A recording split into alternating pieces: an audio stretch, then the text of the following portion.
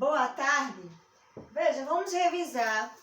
Seguinte, o período da colonização do Brasil será um novo assunto, mas iremos revisar os primeiros anos dos portugueses aqui.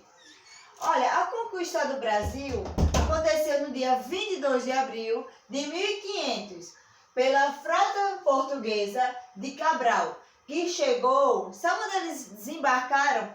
No Porto Seguro, na Bahia. O primeiro contato que eles tiveram foi com os índios, e a primeira missa foi realizada aqui no Brasil.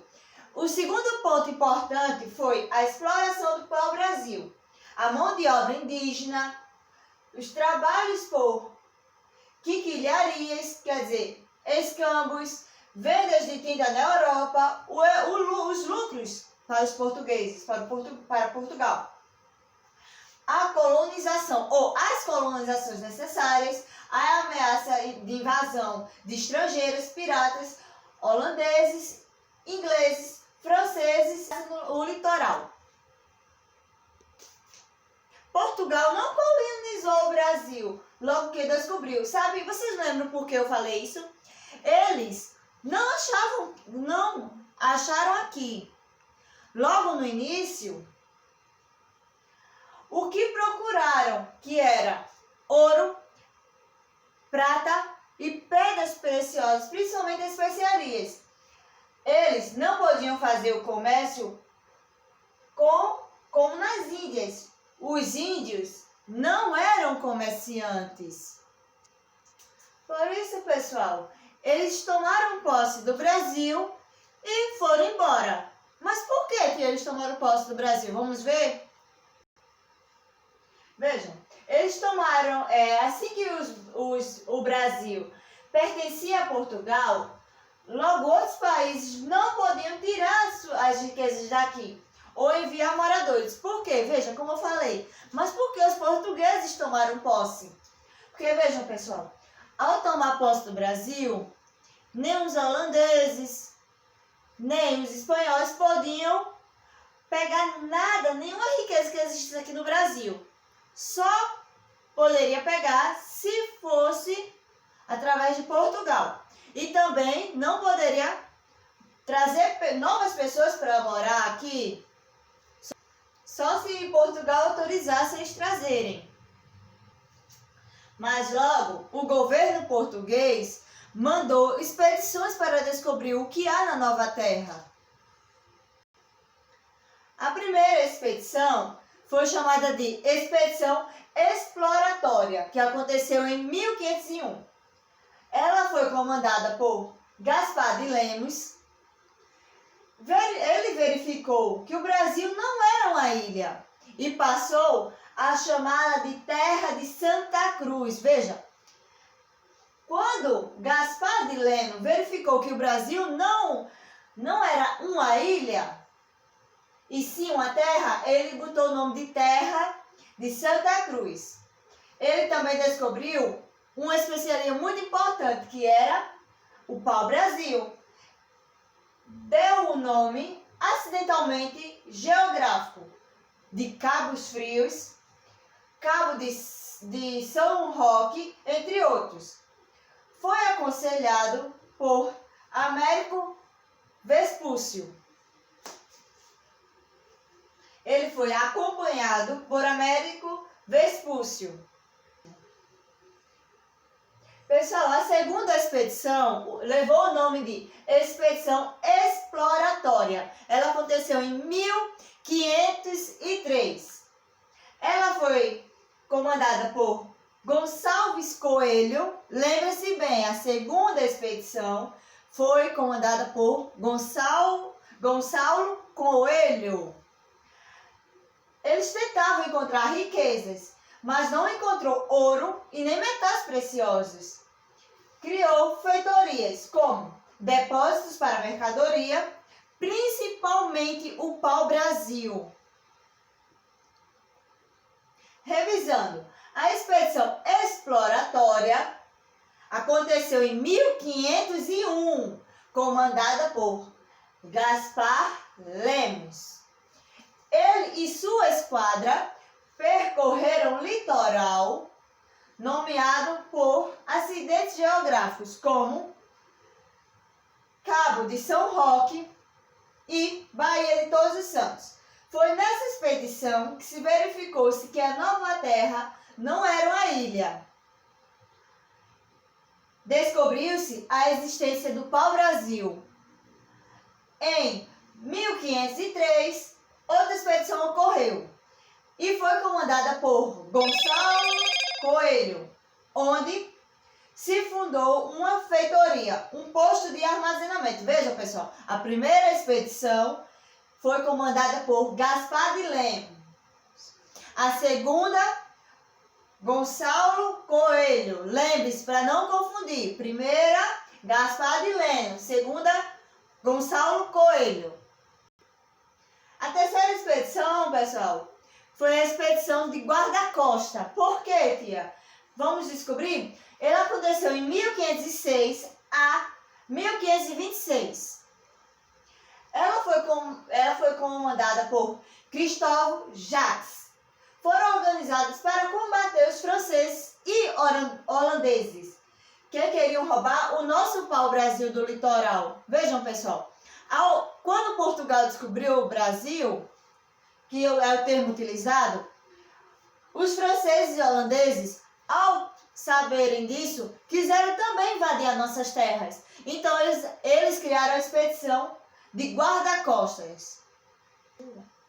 Veja, revisando novamente, depois de 1500, muitos navios europeus passaram a navegar pelo litoral brasileiro, principalmente navios franceses, ingleses, espanhóis e holandeses. Para policiar o litoral e evitar o comércio de pau-brasil, os portugueses organizaram a expedição guarda-costa, que, como eu expliquei anteriormente, era para evitar que esses franceses, ingleses, espanhóis e holandeses retirassem o pau-brasil sem ter que pagar por ele. Expedição colonizadora aconteceu em 1530. Veio para iniciar a colonização do Brasil. Ela iniciou com as plantações de cana-de-açúcar, fundou a vila de São Vicente em 1532, trouxe sementes de plantas, animais domésticos e ferramentas. Ela também trouxe pessoas para fundar as cidades, cultivarem a terra e defenderem dos franceses e holandeses. Veja, pessoal, para explicar melhor, as expedições colonizadoras serviu para garantir a posse das terras conquistadas e ocupadas antes que os outros aventureiros o fizessem. Os governantes portugueses resolveram organizar expedições colonizadoras. Essas expedições traziam pessoas para viver nessas terras, construir suas casas, fazer plantações, além de explorá-las e defendê-las. A primeira expedição colonizadora chegou à América Portuguesa, foi a de 1530, chefiada por Martim Afonso de Souza. Veja, pessoal, a primeira expedição colonizadora foi chefiada por Martim Afonso de Souza. Ele tinha vários objetivos.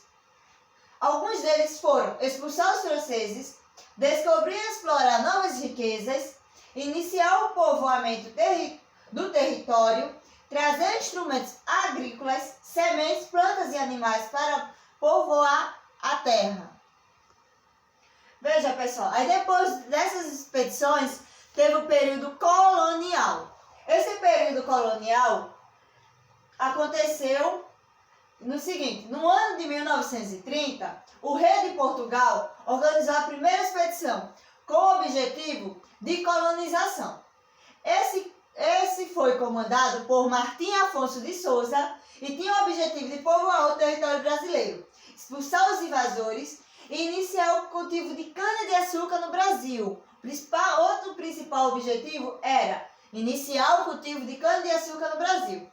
Para melhor organização, a colônia, o rei dividiu o Brasil em capitanias hereditárias. O que é capitanias hereditárias? São pedaços de terra que são passados de pai para filho. E nunca de vô para neto, mas sempre de pai para filho. Como títulos.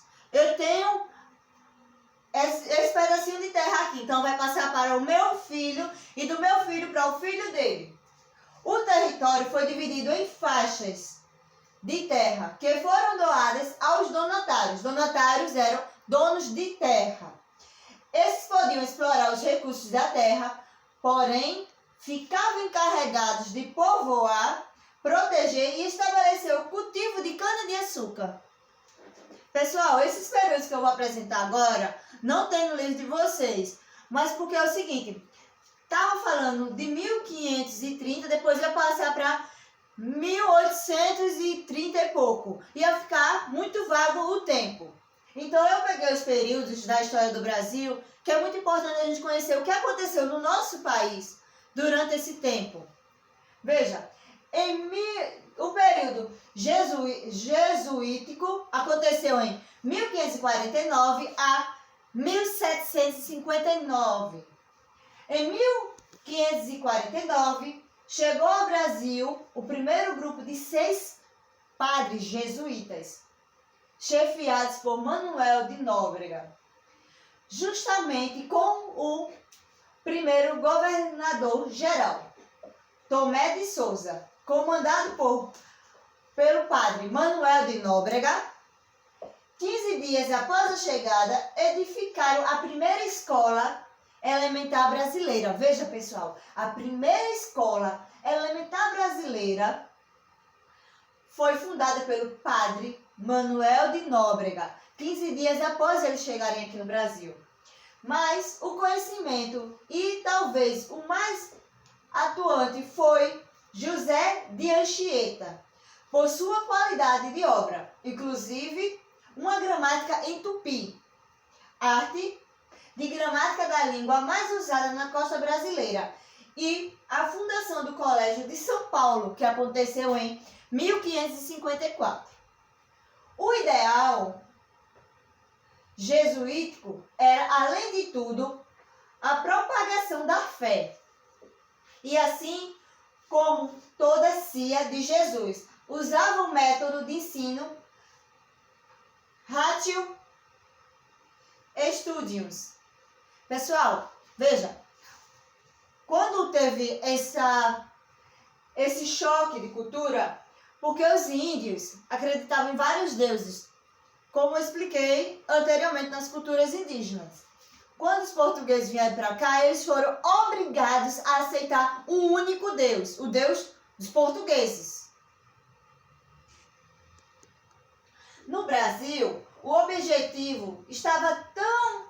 Veja, ainda falando sobre o período jesuítico. No Brasil, o objetivo estava tão inconvencente com os indígenas quanto manter os colonos na fé cristã. Quer dizer, estava tendo muitos atritos. As escolas não se limitavam às primeiras letras. Havia empenho em preparar os filhos dos colonos para continuar aos estudos fora da colônia, bem como formar novos padres para a missão. O objetivo dessas escolas era, além de formar os filhos de colonos, era também preparar novos padres. Apesar de seguir o modelo do Ratio Studiorum, algumas adaptações tiveram que ser feitas para atender às especificidades da colônia, as necessidades. O Brasil não contava com o corpo burocrático que o rádio possuía na Europa, o que obrigava um acúmulo de funções para os professores jesuítas. Em 1760, os jesuítas foram expulsos do Brasil. Pessoal, outro período foi o período pombalino, que aconteceu em 1760 a 1808. A educação jesuíta não continha aos interesses comerciais emanados por Pombal, ou seja, se a escola da Companhia de Jesus tinha como objetivo servir os interesses da fé, Pombal pensou em organizar a escola que servisse os interesses do Estado. Veja, o período pombalismo estava relacionado à escola em serviço ao Estado. O período jesuíta em relação à escola em serviço da fé. No momento da expulsão dos jesuítas, tinha 25 residências, 38 missões e 17 colégios e seminários, além de seminários menores e escolas de primeira letra instaladas em todas as cidades, onde havia casas da Companhia de Jesus. A educação brasileira, por isso, vivenciou uma grande ruptura histórica no processo já implantado e consolidado como modelo educacional.